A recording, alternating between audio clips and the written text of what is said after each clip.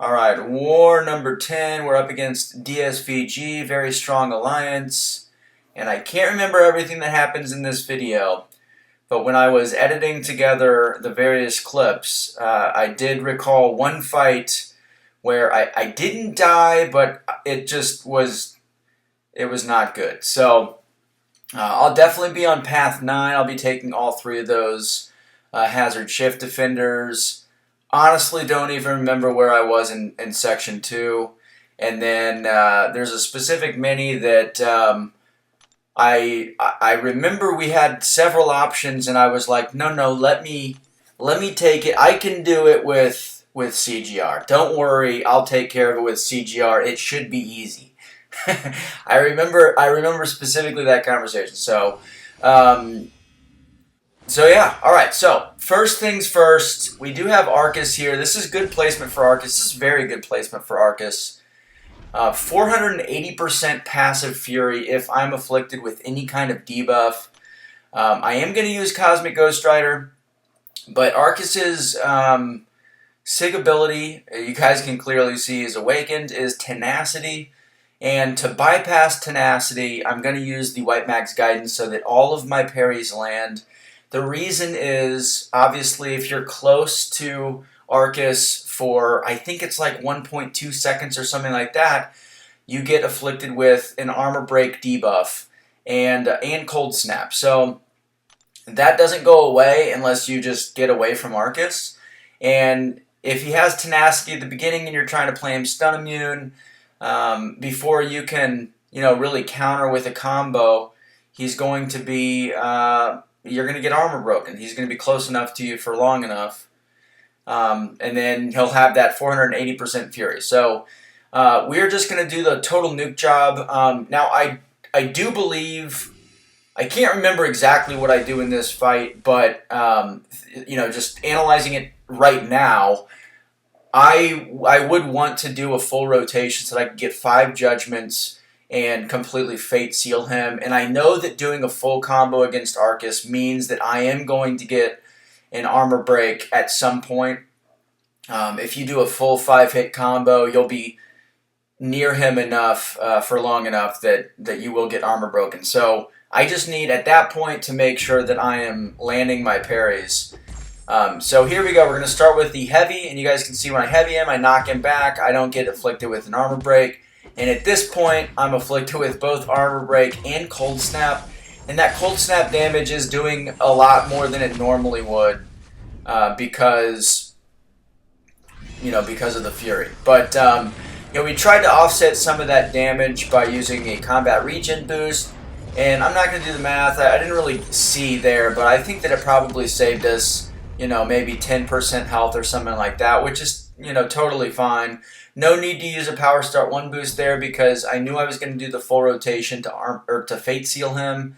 And with a full rotation, if you use a Power Start 1 boost, you're just going to overshoot your SP2. So this fight is similar. So because it has Feat of Indestructible 1, every time I reach a bar of power, he'll get an indestructible buff. But I can just completely bypass that by Fate Sealing him. So I'm just going to do the standard rotation here.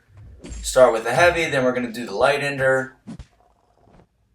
And then we'll do the medium ender into the SP2. He'll be Fate Sealed for, I think it's 6 seconds. And during that time, I'll be able to get off my second special and fight is over. So just super powerful, obviously.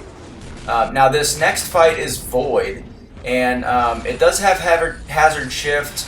And it also has, I can't remember exactly what it's called, I never can, but if I'm afflicted with a debuff, he will get a bonus damage as well. I believe it's a passive Fury as well. It's just not 480%. I think it's half of that. I'm pretty sure it's 240%. Before I start recording, I always look at the notes, just kind of refresh, and I do that because I know that I might be on kind of a time crunch with boosts and stuff like that. Now, I did remove the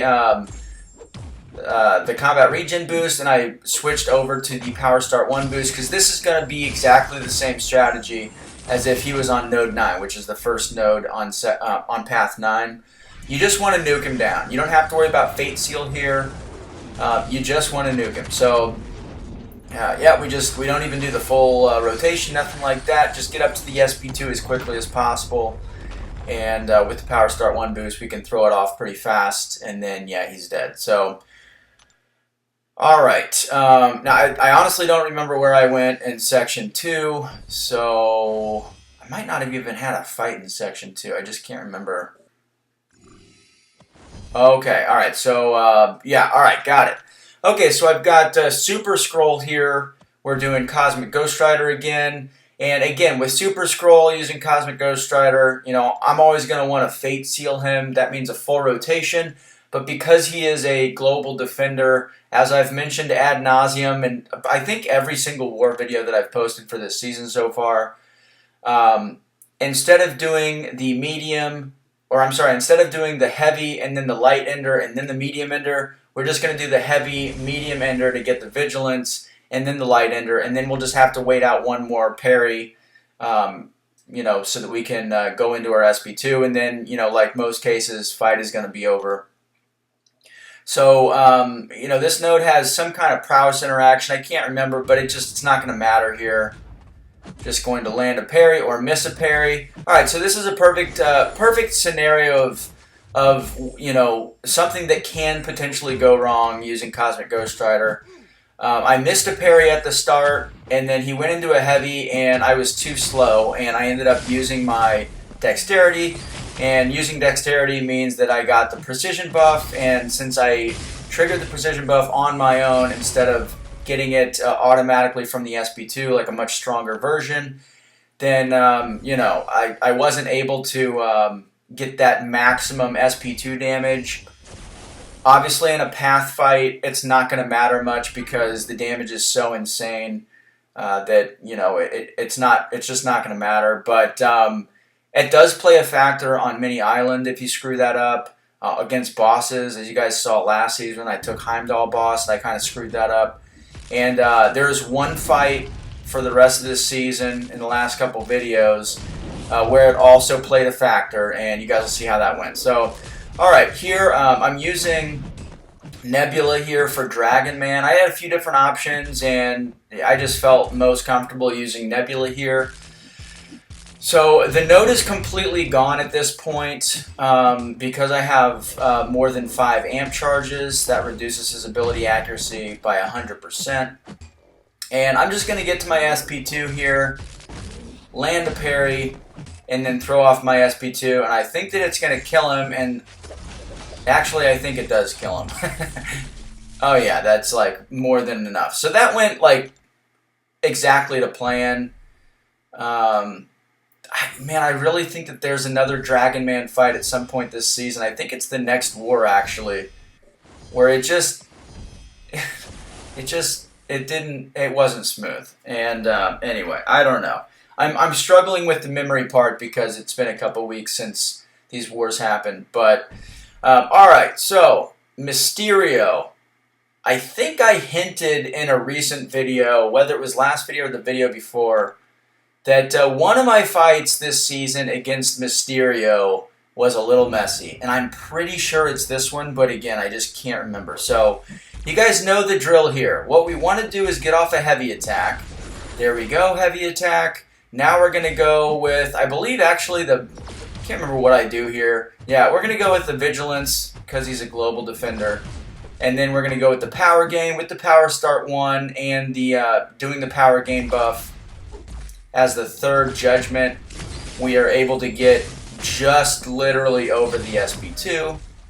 We throw the SP2, and with the power back boost, get up to the SP3, and this fight's over. Alright, so it wasn't this one. I don't know. Maybe I could just be making it up, too. But I'm pretty sure at one point I kind of got roughed up a little bit by a Mysterio Mini. But, yeah, might be wrong. Alright, and then this last fight, I do have one more fight, and it's this Penny Parker on Node 55. So, I have taken this fight twice with Venompool. I took Venompool to rank 3 specifically for this fight, for when Ghost and Corvus were banned. I believe both of them were banned this war. And And so, I had a third attacker slot. I could have brought Venom Pool for this fight and then used White Mags for that Dragon Man, but instead I was like, you know what? I can totally just take this fight with Cosmic Ghost Rider, no big deal. It can't be that hard, just gotta knock her shield down and then nuke her down, right? And then I can bring in Nebula for Dragon Man, which I just felt a little bit safer doing. But yeah, I mean, all of it stemmed from just an extreme confidence in my ability to take this fight with Cosmic Ghost Rider. People on my channel had commented previously when I took this fight with Venom Pool, oh, CGR, we typically use CGR. So I was like, all right, no big deal. So here's really the only drawback with this fight using CGR. The whole time I'm trying to not trigger Dex. But you kind of have to trigger Dex, if she's coming at you, so that, you can get her to back off, and you can hit into her block to get the shield down. So you guys can kind of see I'm like flailing. I tried to throw in a heavy there, but the reach wasn't enough, and so it's just, I kind of got myself in a rough position. Now, here, I did want to push her to the SP2, but I need her to throw this SP2 so that I can get off my SP2 before her shield comes back. And you guys can see, because I used up the Dexterity Mastery, it just doesn't do enough damage. And then, I'm just going to go ahead and empty my power here, but she's at full shield now. I don't know how many Spider Sense charges she has. Fortunately, it doesn't matter here. I'm going to end up killing her, but it just was just not as seamless as I expected it would be. And part of that was because she was a little bit passive when she had her SP2. I think if she had thrown her SP2 right away, I would have had a little bit more time to throw a second SP2 while she had all of those armor breaks on her. Before her shield came back, but I wasn't able to do that, get pushed to the SP3, and fortunately with the armor breaks, it takes care of business. But yeah, I don't think that I will use Cosmic Ghost Rider for that fight again. I just think we're going to stick to, maybe we'll do Hulkling, right? When he comes into the game, he's a little bit more widely available. I think he's only been available to this point through the early bundles, and honestly, I don't even know if that's true. He might not be available at all. But yeah. So anyway, there we go. God, just every war video I make feels like the worst one I've ever made. Thanks for watching. Leave a like and a comment. Let me know who you guys are using for Penny if Corvus and Ghost are banned. I am curious. Hulkling is going to make that fight a complete joke, but until he's in the game and more available to more people, we're still going to be looking for counters for that fight. So anyway, that's it, guys. I'll see you in the next video.